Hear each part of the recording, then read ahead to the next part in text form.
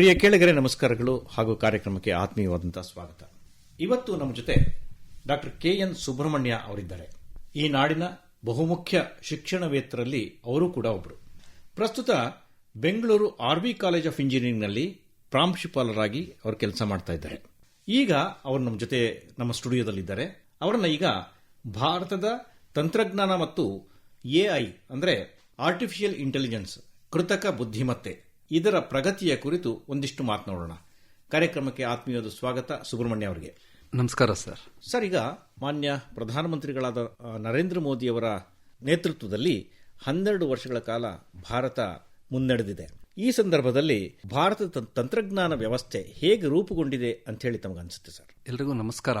ಕಳೆದ 12 ವರ್ಷಗಳಿಂದ ಮೋದಿಯವರು ಪ್ರೈಮ್ ಮಿನಿಸ್ಟರ್ ಆದ್ಮೇಲೆ ಬಹಳ ಚೆನ್ನಾಗಿ ಕೆಲಸಗಳು ನಡೀತಾ ಇದೆ. ಬಹಳ ಟೆಕ್ನಾಲಜಿಕಲ್ ಅಡ್ವಾನ್ಸ್ಮೆಂಟ್ಸ್ ಚೇಂಜಸ್ ಕೂಡ ಆಗಿದೆ. ಅದರಲ್ಲಿ ಒಂದೇದು ಬಂದ್ಬಿಟ್ಟು ಡಿಜಿಟಲ್ ಇಂಡಿಯಾ ಅನ್ಬಿಟ್ಟು. ಇದು 2014-15 ಮೋದಿಯವರು ಬಂದಿದ ತಕ್ಷಣ ಡಿಜಿಟಲ್ ಇಂಡಿಯಾ ಮೂವ್ಮೆಂಟ್ ಅಂತ ಮಾಡಿದ್ರು. ಸೊ ಇವತ್ತು ಅದು ಎಷ್ಟು ಮಟ್ಟಿಗಿದೆ ಅಂದ್ರೆ ಅದಿಲ್ಲ ಅಂದ್ರೆ ಜನ ಜೀವನ ಮಾಡೋಕ್ಕೆ ಆಗಲ್ಲ. ಆ ತರ ಡೆವಲಪ್ಮೆಂಟ್ ರೂರಲ್ ಏರಿಯಾ ಕೂಡ ಆಗಿದೆ. ತಮಗೆ ಗೊತ್ತಿದ್ದಂಗೆ ನ್ಯಾಷನಲ್ ಎಜುಕೇಶನ್ ಪಾಲಿಸಿ 2020 ಕೂಡ ಶಿಕ್ಷಣದಲ್ಲಿ ಆನ್ಲೈನ್ ಎಜುಕೇಶನ್ ಮಾಡಿದ್ದಾರೆ. ಇವತ್ತು UGC ಪ್ರಕಾರ 40%ಗಿಂತ ಮೇಲ್ಪಟ್ಟು ಆನ್ಲೈನ್ ನಾವು ಹೋಗ್ಬೋದು. ಸೊ ಆ ತರ ಸಂದರ್ಭದಲ್ಲಿ ಈ ಇಂಟರ್ನೆಟ್ ಕೆಪಾಸಿಟಿ ಜಾಸ್ತಿ ಇಲ್ಲ ಅಂದ್ರೆ ಆನ್ಲೈನ್ ಎಜುಕೇಶನ್ ಮಾಡೋದು ಕಷ್ಟ.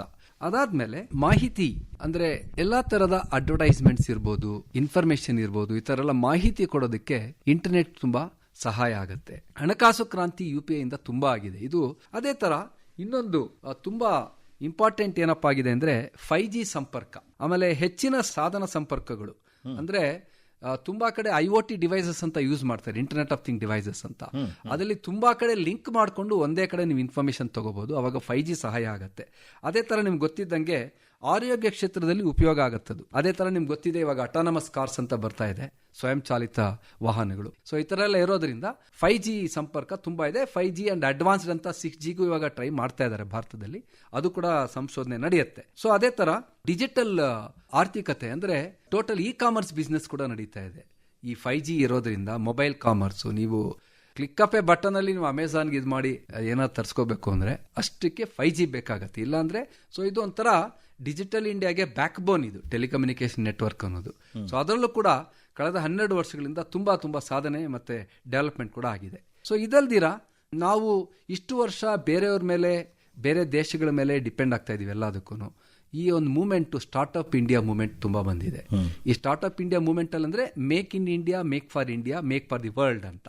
ಆತ್ಮನಿರ್ಭರ ಭಾರತ ಮಾಡಬೇಕು, ಸೆಲ್ಫ್ ರಿಲಯಂಟ್ ಇಂಡಿಯಾ ಮಾಡಬೇಕಂದ್ರೆ ನಾವು ಈ ಸ್ಟಾರ್ಟ್ಅಪ್ ಕಲ್ಚರ್ ಅಂದ್ರೆ ನಾವು ಎಷ್ಟು ಕೆಲಸ ಮಾಡೋ ಬದಲು ನಾವು ಕೆಲಸ ಮಾಡಿಸಬೇಕು, ಅಥವಾ ನಾವು ಕೆಲಸ ಮಾಡಿ ಬೇರೆಯವರಿಗೆ ಅಪರ್ಚುನಿಟಿ ಕೊಡಬೇಕು. ಇವಾಗ we are generally looking for employment only. ಬಹಳಷ್ಟು ಬುದ್ಧಿವಂತರ ಜನ ಏನಿದ್ದಾರೆ ಬೇರೆ ಕಡೆ ಹೋಗ್ದಿರಾ ಇಲ್ಲೇ ಇದ್ಕೊಂಡು ಮಾಡೋದಕ್ಕೆ ಸ್ಟಾರ್ಟ್ಅಪ್ ಇಂಡಿಯಾ ತುಂಬಾ ಅವಕಾಶ ಆಗಿದೆ. ನಮ್ಮ ಬೆಂಗಳೂರಂತೂ ಸ್ಟಾರ್ಟ್ಅಪ್ ಕ್ಯಾಪಿಟಲ್ ಆಫ್ ಇಂಡಿಯಾ ಅಂತಾನೆ ಕರೀತಾರೆ. ಹೆಚ್ಚು ಕಮ್ಮಿ ಇವಾಗ ಭಾರತದಲ್ಲಿ 6,50,000ಕ್ಕೂ ಮೀರಿ ಸ್ಟಾರ್ಟ್ಅಪ್ಗಳಿದೆ. ಆ ಸ್ಟಾರ್ಟ್ಅಪ್ಗಳಿರೋ ಯಾವ್ಯಾವ್ದ್ರಲ್ಲಿ ಇದೆ ಅದು ಅಂದ್ರೆ AI ಅಂಡ್ ಡೀಪ್ ಟೆಕ್ನಾಲಜಿ ಇರ್ಬೋದು, ಫಿನ್ಟೆಕ್ ಇರ್ಬೋದು, ಹೆಲ್ತ್ ಟೆಕ್ನಾಲಜಿ ಇರ್ಬೋದು, ಎಡು ಟೆಕ್ನಾಲಜಿ ಇರ್ಬೋದು. ಇದರಲ್ಲೆಲ್ಲ ಸ್ಟಾರ್ಟ್ಅಪ್ಗಳು ತುಂಬಾ ಬಂದಿದೆ. ಇದರಿಂದ ಭಾರತಕ್ಕೆ ಸೆಲ್ಫ್ ರಿಲಯಂಟ್ ಇಂಡಿಯಾ ಮಾಡೋದಕ್ಕೆ ಇದೆಲ್ಲ ತುಂಬಾ ಸಹಕಾರ ಆಗುತ್ತೆ. ಇದ್ರ ಎಫೆಕ್ಟ್ ಎಲ್ಲಾನು ಆಕ್ಚುಲಿ ಇನ್ನ ಎಲ್ಲ ಸ್ಟಾರ್ಟಿಂಗ್ ಅಲ್ಲಿ ಇದೆ ಇದೆಲ್ಲಾನು. ಬಟ್ ಇನ್ನೊಂದು 10-15 ವರ್ಷ ಆದ್ಮೇಲೆ ನಾವು ಭಾರತ ಡೆವಲಪ್ಡ್ ನೇಷನ್ ಅಂತ ಅನ್ಸ್ಕೋಬೇಕು 2047 ಇಲ್ಲಿ ಅಂದ್ರೆ ಇದೆಲ್ಲ ನಾವು ಇವಾಗ ಪ್ರಯತ್ನ ಮಾಡಿದ್ರೆ ಇವೆಲ್ಲ ಆಗೋದಿಲ್ಲ. ಅದರಿಂದ ಸ್ಟಾರ್ಟ್ಅಪ್ ಇಂಡಿಯಾ ಕಲ್ಚರ್ಸ್ ತುಂಬಾ ಮಾಡಿದ್ದಾರೆ. ಗ್ರಾಮೀಣ ಲೆವೆಲ್ ವರೆಗೂ ಹೋಗಿದೆ ಈ ಸ್ಟಾರ್ಟ್ಅಪ್ಸ್. ಅಂದ್ರೆ ಅಗ್ರಿಕಲ್ಚರ್, ಅಗ್ರಿಟೆಕ್ ಇರ್ಬೋದು, ಇಂಥದ್ದೆಲ್ಲ ಗ್ರಾಮೀಣ ಲೆವೆಲ್ ಅಲ್ಲಿ ಕೂಡ Tier 2, Tier 3 ಸಿಟೀಸ್ ಅಲ್ಲಿ ಕೂಡ ಸ್ಟಾರ್ಟ್ಅಪ್ಸ್ ಆಗಿದೆ. ಸೊ ಇದರಲ್ಲಿ ಟೆಕ್ನಾಲಜಿ ಪಾತ್ರ ತುಂಬಾ ಇದೆ ಈ ತರ ಸ್ಟಾರ್ಟ್ಅಪ್ಸ್ ಮಾಡ್ಬೇಕಾದ್ರೆ. ಯಾಕೆಂದ್ರೆ ಏನೇ ಒಂದು ಪ್ರಾಡಕ್ಟ್ ಮಾಡಬೇಕಾದ್ರೂ ಕೂಡ ಟೆಕ್ನಾಲಜಿ, ತಂತ್ರಜ್ಞಾನ ಇವೆಲ್ಲ ತುಂಬಾ ಬೇಕಾಗುತ್ತೆ. ಸೊ ಆದ್ರಿಂದ ಕಳೆದ 12 ವರ್ಷಗಳಲ್ಲಿ ಇದಕ್ಕೆಲ್ಲ ಪ್ರೋತ್ಸಾಹ ಕೊಟ್ಟಿದ್ದಾರೆ. ಇನ್ನು ನಾವು ಲೇಟೆಸ್ಟ್ ತಗೋಬೇಕು ಅಂದ್ರೆ AI ಫಾರ್ ಆಲ್ ಅಂತ. ಆರ್ಟಿಫಿಷಿಯಲ್ ಇಂಟೆಲಿಜೆನ್ಸ್ ಒಂಥರ ಬೃಹದಾಕಾರವಾಗಿ ಬೆಳೀತಾ ಇದೆ. ಇದರಲ್ಲಿ ಎಲ್ರಿಗೂ ಕೆಲವು ಅನುಮಾನಗಳು ಕೂಡ ಇದೆ, ಕೆಲವರಿಗೆ ಅಡ್ವಾಂಟೇಜಸ್ ಆಗ್ಬೋದು ಅಂತಿದೆ. 2 ತರ ಸ್ಕೂಲ್ಸ್ ಆಫ್ ಥಾಟ್ ಕೂಡ ಇದೆ ಇದರಲ್ಲಿ. ಬಟ್ ಒಂದು ಏನಪ್ಪಾ ಅಂದ್ರೆ AIಗೆ ನಾವು ಅಳವಡಿಸ್ಕೊಂಡು ಹೋಗ್ಲೇಬೇಕಾಗತ್ತೆ. ಇಷ್ಟು ವರ್ಷ ಬಂದಿರೋ ಟೆಕ್ನಾಲಜಿ ಮತ್ತೆ ಇವಾಗ ಬಂದಿರೋ AI ಟೆಕ್ನಾಲಜಿ ಇದೆಯಲ್ಲ, ಈ ಟೆಕ್ನಾಲಜಿ ತುಂಬಾ ಫಾಸ್ಟ್ ಆಗಿ ಮಾಡುತ್ತೆ. ಇಟ್ಸ್ ಕಾಲ್ಡ್ ಮೂರ್ಸ್ ಲಾ ಅಂತ ಹೇಳ್ತಾರೆ. ಮೂರ್ಸ್ ಅನ್ನೋನು ಎಲೆಕ್ಟ್ರಾನಿಕ್ಸ್ ವಿಜ್ಞಾನಿ. ಅವನು ಎವರಿ 18 months ಟೆಕ್ನಾಲಜಿ ಚೇಂಜ್ ಆಗತ್ತೆ ಅಂತ ಹೇಳ್ತಾ ಇದ್ರು. ಆದ್ರೆ ಇವಾಗ every 10 months to 9 months to 10 months change ಮಾಡ್ತಾರೆ, ಚೇಂಜ್ ಆಗುತ್ತೆ ಟೆಕ್ನಾಲಜಿ ಅಂತ. ಅದಕ್ಕೆ AI ತುಂಬಾ ಸಹಾಯ ಆಗುತ್ತೆ. ಎಲ್ಲಿ ಸಹಾಯ ಆಗತ್ತೆ? ನಮಗ್ ಗೊತ್ತಿಲ್ದಂಗೆ ಎಲ್ರೂ ಇವಾಗ AI ಯೂಸ್ ಮಾಡ್ತಾ ಇದಾರೆ. ಚಾಟ್ GPT ಇಲ್ದೇ ಯಾರು ಜೀವನನೇ ಮಾಡಲ್ಲ. ನಮ್ಮ ವಿದ್ಯಾರ್ಥಿಗಳಾಗ್ಬೋದು, ಮೇಷ್ಟ್ಗಳಾಗ್ಬೋದು, ಸಮಾಜದಲ್ಲಾಗ್ಬೋದು. ಯಾವುದೋ ಒಂದು ಮೆಂಟಲ್ ಹೆಲ್ತ್ ಇಶ್ಯೂ ಬಂದ್ರೆ ಚಾಟ್ GPT ಕೇಳ್ತಾರೆ, ಪಕ್ಕದಲ್ಲಿ ಮನೆಯಲ್ಲಿ ಯಾರನ್ನೂ ಕೇಳಲ್ಲ. ಕೆಲವು ಪ್ಲಸ್ಸು ಇದೆ, ಮೈನಸ್ಸು ಇದೆ ಇದರಲ್ಲಿ. ಬಟ್ ಪ್ಲಸ್ ತುಂಬಾ ಇದೆ.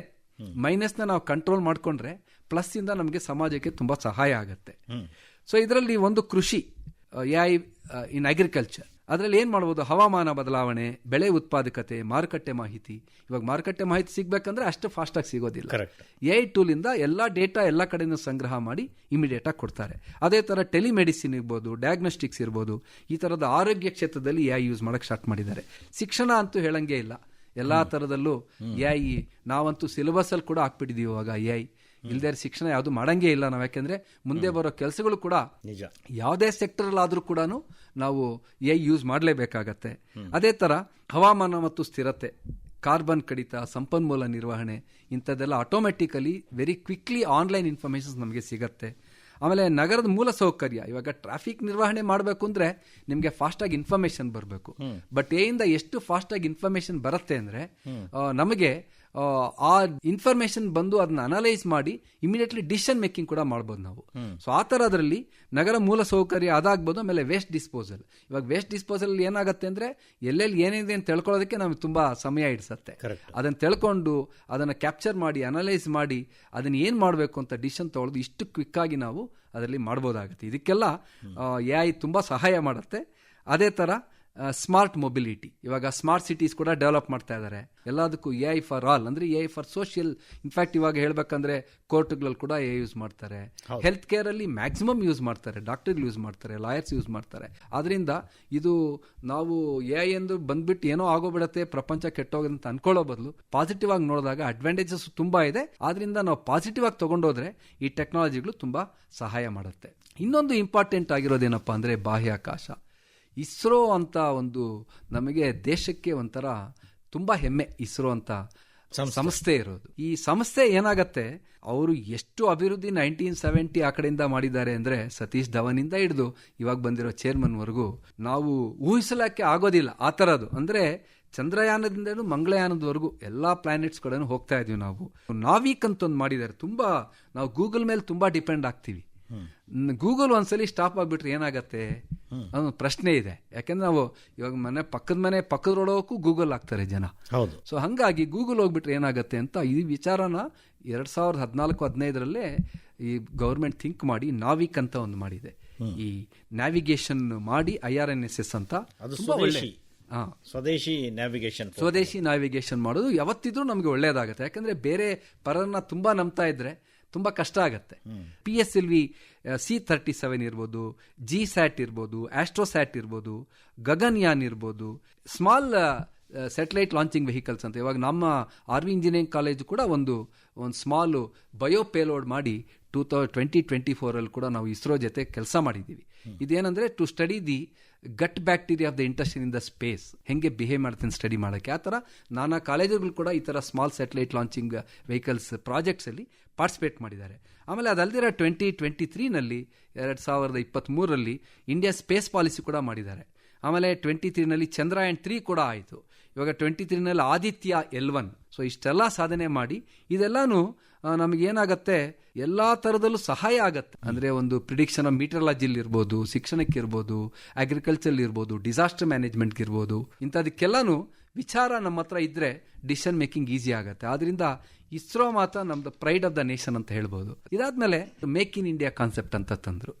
ಈ ಮೇಕ್ ಇನ್ ಇಂಡಿಯಾ ಕಾನ್ಸೆಪ್ಟ್ ಅಲ್ಲಿ ಏನಾಗುತ್ತೆ ಅಂದ್ರೆ ನಾವು ತುಂಬಾ ಫಾರಿನ್ ತರೋದು ಕಮ್ಮಿ ಮಾಡೋಕ್ಕಾಗಲ್ಲ ಅಷ್ಟು ಬೇಗನೆ.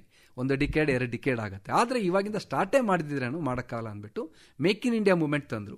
Industrial corridors and smart cities ಅಂತ ಮಾಡಿದ್ರು ಫಸ್ಟು. ಅದಾದ್ಮೇಲೆ ನಾವಿಕ್ ಅಂಡ್ ಡಿಫೆನ್ಸ್ ಮ್ಯಾನುಫ್ಯಾಕ್ಚರಿಂಗ್ ಮಾಡಿದ್ರು. ಅದಾದ್ಮೇಲೆ ಮೇಕ್ ಇನ್ ಇಂಡಿಯಾದಲ್ಲಿ ಫಸ್ಟ್ ಆಟೋಮೋಟಿವ್ ಅಂಡ್ ಎಲೆಕ್ಟ್ರಾನಿಕ್ಸ್ಗೆ ತಯಾರಿಕೆಗೆ ಹೂಡಿಕೆಗೆ ಅವಕಾಶ ಮಾಡಿಕೊಟ್ರು. ನೀವೇನು ಮಾಡಿದ್ರೆ ಅದಕ್ಕೆಲ್ಲ ನಾವು ತುಂಬ ಸರ್ಕಾರದಿಂದ ಸಹಾಯ ಮಾಡ್ತೀವಿ, ರಿಬೇಟ್ ಕೊಡ್ತೀವಿ ಅಂತೆಲ್ಲ ಮಾಡಿದ್ದಾರೆ. ಟೆಕ್ಸ್ಟೈಲ್ಸ್ ಆ್ಯಂಡ್ ಫಾರ್ಮಾಗೆ ನೆಕ್ಸ್ಟ್ ಕೊಟ್ಟರು. ಅದು 2017ರಿಂದ 2019ವರೆಗೂ ಇದಕ್ಕೆಲ್ಲ ಕೊಟ್ಟರು. ಆಮೇಲೆ ಈಸ್ ಆಫ್ ಡೂಯಿಂಗ್ ಬಿಸ್ನೆಸ್ ಅಂತ ಮಾಡಿದ್ರು. ಅಂದರೆ ಇವಾಗ ಬಿಸ್ನೆಸ್ ಒಂದು ಮಾಡಬೇಕು ಅಂದರೆ ಅದೇ ಆದ ಒಂದು ಚಾಲೆಂಜಸ್ ಇರುತ್ತೆ, ಅದನ್ನೆಲ್ಲ ಟೈಮ್ಗೆಲ್ಲ ಕಮ್ಮಿ ಮಾಡಿ ಮಾಡಿಕೊಟ್ರು. ಅದಾದಮೇಲೆ ಪ್ರೊಡಕ್ಷನ್ ಲಿಂಕ್ಡ್ ಇನ್ಸೆಂಟಿವ್ಸ್ ಅಂತ ಮಾಡಿದ್ರು. ಇದು ತುಂಬ ಸಹಾಯ ಆಗಿದೆ MSME ಸೆಕ್ಟರ್ಸ್ಗೆ. ಇವರಿಗೆಲ್ಲ ಪ್ರೊಡಕ್ಷನ್ ಲಿಂಕ್ಡ್ ಇನ್ಸೆಂಟಿವ್ಸ್ ಮಾಡಿದಾಗ ಏನಾಗುತ್ತೆ, ಜಾಸ್ತಿ ಪ್ರೊಡಕ್ಷನ್ ಮಾಡಿ ಜಾಸ್ತಿ ಎಫೆಕ್ಟಿವ್ ಆಗಿ ಮಾಡಿದವರಿಗೆ ಅವ್ರಿಗೆ ಇನ್ಸೆಂಟಿವ್ಸ್ ಜಾಸ್ತಿ ಕೊಡ್ತೀವಿ ಮಾಡಿದಾಗ ಇವಾಗ ಕಂಪ್ನಿಗಳ ಮಧ್ಯೆ ಕೂಡ ಕಾಂಪಿಟೇಷನ್ ಆಗಿ ಅವರು ಎಲ್ಲ ಕೆಲಸ ಮಾಡೋಕ್ಕೆ ಪ್ರಯತ್ನ ಮಾಡಿದ್ದಾರೆ. ಆಮೇಲೆ ಎಲೆಕ್ಟ್ರಾನಿಕ್ ಮ್ಯಾನುಫ್ಯಾಕ್ಚರಿಂಗ್ ಇದು ತುಂಬ ಇಂಪಾರ್ಟೆಂಟು. ಇವಾಗ ಏನಾಗಿದೆ ಅಂದರೆ ಕೇಂದ್ರ ಸರ್ಕಾರದಲ್ಲಿ quantum machine, AI machine, EV machine, so semi conductor machine ಅಂತ ಒಂದಷ್ಟು ಮಿಷಿನ್ಗಳು ಮಾಡಿದ್ದಾರೆ. ಅಂದರೆ ಇದ್ರ ಉದ್ದೇಶ ಏನಿದೆ ಅಂದರೆ ಈ ಟೆಕ್ನಾಲಜಿಯಲ್ಲಿ ನಾವು ಇನ್ನೊಂದು 10 ವರ್ಷಗಳಲ್ಲಿ ತುಂಬ ಡೆವಲಪ್ ಆಗಬೇಕು. ಅದೇ ಥರ ಎಜುಕೇಷನಲ್ಲೂ ಕೂಡ ನಾವು ತುಂಬ ಸ್ಕಿಲ್ಸ್ ಡೆವಲಪ್ ಮಾಡ್ಕೋಬೇಕಾಗತ್ತೆ. ಅದರ ಟೆಕ್ನಾಲಜಿನೆಲ್ಲ ಸಿಲೆಬಸ್ಸಲ್ಲಿ ಇಡಬೇಕಾಗತ್ತೆ. ಸೊ ನಮಗೂ ಚಾಲೆಂಜಸ್ಸು ಇರುತ್ತೆ, ಆಪರ್ಚುನಿಟೀಸ್ ಇರುತ್ತೆ. ಇದು ಮಾಡಿದಾಗ ಏನಾಗುತ್ತೆ, ನಮಗೆ ಹುಡುಗರಿಗೆ ಹೊಸ ಹೊಸ ಹುದ್ದೆಗಳು ಸಿಗುತ್ತೆ, ಹೊಸ ಕೆಲಸ ಸಿಗುತ್ತೆ. ಇನ್ನು ಮುಂದೆ ಎಲ್ಲ ಬರುವಂಥ ಕೆಲಸಗಳೆಲ್ಲ ಯಾವುದಲ್ಲಿ ಇರುತ್ತೆ, AI ಇದೆ, ಸೆಮಿ ಕಂಡಕ್ಟರ್ಲಿದೆ, ಕ್ವಾಂಟಮ್ ಮೆಕ್ಯಾನಿಕ್ಸಲ್ಲಿದೆ, EV ಟೆಕ್ನಾಲಜಿನಲ್ಲಿದೆ. ಇದು 4 ಕ್ಷೇತ್ರಗಳು ತುಂಬ ಇನ್ನೊಂದು 15-20 ವರ್ಷ ಎಲ್ಲ ಯಾವುದೇ ಬ್ರಾಂಚ್ ಆಫ್ ಇಂಜಿನಿಯರಿಂಗ್ ಮಾಡಲಿ, ಏನೇ ಓದಲಿ, ಇದರಲ್ಲಿ ಉದ್ಯೋಗ ತುಂಬ ಇರುತ್ತೆ. ಅವರು ಪ್ರಿಡಿಕ್ಟ್ ಮಾಡಿರೋ ಪ್ರಕಾರ 14 ಲಕ್ಷದ ಮೇಲ್ಪಟ್ಟು ನೇರ ಉದ್ಯೋಗಗಳು ಇರುತ್ತೆ ಅಂತ ಹೇಳ್ತಾರೆ ಇಂಥ ಕ್ಷೇತ್ರಗಳಲ್ಲಿ. ಇದಾದಮೇಲೆ ಹೈಟೆಕ್ ಮ್ಯಾನುಫ್ಯಾಕ್ಚರಿಂಗ್ ಬಂತು, ಕಂಪ್ಯೂಟ್ರು, ಎಲೆಕ್ಟ್ರಾನಿಕ್ಸ್ ವಾಹನ, ಟ್ರಾನ್ಸ್ಪೋರ್ಟ್ ಸಾಧನೆಗಳು. ಇದರಿಂದ 20-35% ಈ ಫೀಲ್ಡ್ಸಲ್ಲಿ ಎಲ್ಲ ಡೆವಲಪ್ಮೆಂಟ್ ಆಗಿದೆ. ಇದರಿಂದ ಎಕ್ಸ್ಪೋರ್ಟ್ ಅಂದರೆ ನಾವು ಭಾರತದಿಂದ ಬೇರೆ ಕಡೆಗೆ ರಫ್ತು ಮಾಡೋವಂಥದ್ದನ್ನು ಹೆಚ್ಚು ಕಮ್ಮಿ 37 ಲಕ್ಷ ಕೋಟಿ ಮರ್ಚೆಂಡೈಸ್ ರಫ್ತಾಗಿದೆ. ಕೊನೆ ಒಂದೆರಡು ವಿಷಯ ಹೇಳ್ತೀನಿ ನಾನು. ಸೆಮಿ ಕಂಡಕ್ಟರ್ ಅಭಿವೃದ್ಧಿ ಇದು ತುಂಬ ಇಂಪಾರ್ಟೆಂಟ್. ಏನಾಗಿದೆ ಅಂದರೆ ತುಂಬ ವರ್ಷದಿಂದ ಅಮೆರಿಕ ಇರ್ಬೋದು, ಚೈನಾ ಇರ್ಬೋದು, ತೈವಾನ್ ಇರ್ಬೋದು, ಇವರು ಸೆಮಿ ಕಂಡಕ್ಟರ್ ಟೆಕ್ನಾಲಜಿಲಿ ತುಂಬ ಅಳವಡಿಸ್ಕೊಂಡ್ಬಿಟ್ಟಿದ್ದಾರೆ. ಬಟ್ ಇವತ್ತೇನಾಗಿದೆ, ನಾವು ಯಾವುದೇ ಪ್ರಾಡಕ್ಟ್ಸು ಮೇಕ್ ಇನ್ ಇಂಡಿಯಾ ಮಾಡಬೇಕಾದ್ರೂ ಯಾವುದೋ ಒಂದು ರೀತಿಯಲ್ಲಿ ಈ ಸೆಮಿ ಕಂಡಕ್ಟರ್ ಚಿಪ್ಸ್ ಬೇಕಾಗತ್ತೆ. ನಿಮ್ಮ ಮೊಬೈಲ್ ಫೋನ್ ಇರ್ಬೋದು, TV ಇರ್ಬೋದು, ನಿಮ್ಮ iPad ಇರ್ಬೋದು, ನಿಮ್ಮ ಒಂದು CNC ಮೆಷಿನ್ ಇರ್ಬೋದು, ಎಲ್ಲೋದ್ರೂ ಕೂಡ ಈ ಥರ ಚಿಪ್ಸ್ ಬೇಕಾಗತ್ತೆ. ಬಿಕಾಸ್ ಈ ಚಿಪ್ಸ್ ಸೆಮಿ ಕಂಡಕ್ಟರ್ ಅನ್ನೋದು ಹಾರ್ಡ್ವೇರ್ ಪೋರ್ಷನ್ ಇರುತ್ತೆ, ಸಾಫ್ಟ್ವೇರ್ ಪೋರ್ಷನ್ ಇರುತ್ತೆ. ಸಾಫ್ಟ್ವೇರ್ ಪೋರ್ಷನ್ ಬಂದ್ಬಿಟ್ಟು AI ನೋಡ್ಕೊಳ್ಳುತ್ತೆ. ಹಾರ್ಡ್ವೇರ್ ಪೋರ್ಷನ್ ಮಾಡಬೇಕಲ್ಲ, ಇಲ್ಲಿ ನಾವು ಮಾಡಿದ್ಮೇಲೆ ಅದ್ರ ಮೇಲೆ ಸಾಫ್ಟ್ವೇರ್ ಕೂಡ್ಸೋಕ್ಕಾಗತ್ತೆ. ಸೊ ಈ ಚಿಪ್ಪಿಂದ ಮಾಡ್ಕೊಂಡೋಗಿ ಇದನ್ನು ಅಭಿವೃದ್ಧಿ ಮಾಡಿಸಿದ್ರೆ ನಮಗೆ ಸೆಮಿ ಕಂಡಕ್ಟರ್ ಮುಂದೆ ಬಂದರೆ ನಮಗೇನಾಗತ್ತೆ, ಹೆಚ್ಚು ಕಮ್ಮಿ 10 ಪಟ್ಟು ಜಾಸ್ತಿ ಕೊಡ್ತಾ ಇರ್ತೀವಿ ಕಾಸ್ಟ್ ಆ ಕಂಟ್ರೀಸ್ಗೆ. ಅದನ್ನೆಲ್ಲ ಉಳಿಸಿ ನಮ್ಮಲ್ಲೇ ಮಾಡಿದ್ರೆ India is always known for the economics. ಅಂದರೆ ಏನೇ ಪ್ರಾಡಕ್ಟ್ ಮಾಡಿದ್ರು ಕೂಡ ಚೀಪ್ ಆಗಿರುತ್ತೆ, ಕ್ವಾಲಿಟಿನೂ ಇರುತ್ತೆ ಅಂತ ಒಂದು ಭಾವನೆ ಇದೆ. ಒಂದು ಕೊನೆಯದಾದ ಸುದ್ದಿ ಏನಪ್ಪ ಅಂದರೆ ಕ್ವಾಂಟಮ್ ಟೆಕ್ನಾಲಜಿ. ಇದು ತುಂಬ ಕ್ವಾಂಟಮ್ ಅನ್ನೋದು ಅಭ್ಯಾಸ ಮಾಡಿ ಅರ್ಥ ಮಾಡ್ಕೊಳ್ಳೋದೇ ತುಂಬ ಕಷ್ಟ. ಈ ಕ್ವಾಂಟಮ್ ಟೆಕ್ನಾಲಜಿನಲ್ಲಿ ಏನಾಗುತ್ತೆ, ಕ್ವಾಂಟಮ್ ಕಂಪ್ಯೂಟಿಂಗ್ ಬರುತ್ತೆ, ಕ್ವಾಂಟಮ್ ಕಮ್ಯುನಿಕೇಷನ್ ಬರುತ್ತೆ, ಕ್ವಾಂಟಮ್ ಮೆಟೀರಿಯಲ್ಸ್ ಅಂತ ಬರುತ್ತೆ. ಎಲ್ಲದರಲ್ಲೂ ಪ್ಯಾರಲಲ್ ಆಗಿ ರಿಸರ್ಚ್ ಆಗ್ತಾ ಇದೆ. ಇದಕ್ಕೆ ತುಂಬ ಪ್ರೋತ್ಸಾಹ ಇದೆ. ಹೆಚ್ಚು ಕಮ್ಮಿ 7,000 ಕೋಟಿ ಇಟ್ಟಿದ್ದಾರೆ ಕ್ವಾಂಟಮ್ ಮೆಷಿನ್ಗೆ. ಯಾರಾದರೂ ರಿಸರ್ಚ್ ಮಾಡೋರು, ಇಂಡಸ್ಟ್ರಿ ಮಾಡೋರು, ಸ್ಟಾರ್ಟ್ಅಪ್ಸ್ ಮಾಡೋರು ಎಲ್ಲ. ಸೊ ಇಷ್ಟು ಥರದ ಟೆಕ್ನಾಲಜಿಗಳು ಡೆವಲಪ್ ಆಗಿದೆ. ಇದೆಲ್ಲ ಆಗ್ತಾ ಇದೆ ಪ್ಯಾರಲಲ್ ಆಗಿ, ತುಂಬ ಸಹಾಯ ಆಗ್ತಾ ಇರುತ್ತೆ. ಬಟ್ ಇಂಪಾರ್ಟೆಂಟ್ ಏನಪ್ಪ ಅಂದರೆ ಒಂದು ನಾವು ಕ್ಲೈಮೇಟ್ ಆ್ಯಕ್ಷನ್ ತುಂಬ ಇಂಪಾರ್ಟೆಂಟ್ ಆಗುತ್ತೆ. ತಂತ್ರಜ್ಞಾನವನ್ನು ಬೋಧಿಸುವಂತಹ ಒಬ್ಬ ಶಿಕ್ಷಕರಾಗಿ ಈ ಒಂದು ಕ್ಷೇತ್ರ ಹೇಗೆ ಬೆಳೀತಿದೆ ಅನ್ನೋದನ್ನು ತಾವು ಬಹಳ ವಿಶೇಷವಾಗಿ ಗಮನಿಸಿದ್ದೀರಿ. ಆ ಹಿನ್ನೆಲೆಯಲ್ಲಿ ನಿಮ್ಮ ಗಮನವನ್ನು ದೃಷ್ಟಿಯಲ್ಲಿಟ್ಟುಕೊಂಡು ಬಹಳ ವಿಶೇಷವಾದಂಥ ರೀತಿಯಲ್ಲಿ ವಿಶ್ಲೇಷಣೆ ಮಾಡಿದಿರಿ. ಈ ಒಂದು ಕಾರ್ಯಕ್ರಮದಲ್ಲಿ ಭಾಗವಹಿಸಿ ವಿಶೇಷವಾಗಿ ಈಗ ಈ ದಶಕದಲ್ಲಿ ಆಗಿರತಕ್ಕಂತಹ ತಂತ್ರಜ್ಞಾನದ ಬೆಳವಣಿಗೆಯನ್ನು ಮತ್ತು ಭಾರತದ ಒಟ್ಟಾರೆ ಬೆಳವಣಿಗೆಯ ಕುರಿತು ಸಾಕಷ್ಟು ಮಾಹಿತಿಯನ್ನು ನಮ್ಮ ಕೇಳುಗರಿಗೆ ಮಾಡಿಕೊಟ್ಟಿದ್ದೀರಿ. ನಮ್ಮ ಎಲ್ಲ ಕೇಳುಗರ ಪರವಾಗಿ ನಿಮಗೆ ಧನ್ಯವಾದಗಳು. ನಮಸ್ಕಾರ ಸರ್. ನಮಸ್ಕಾರ.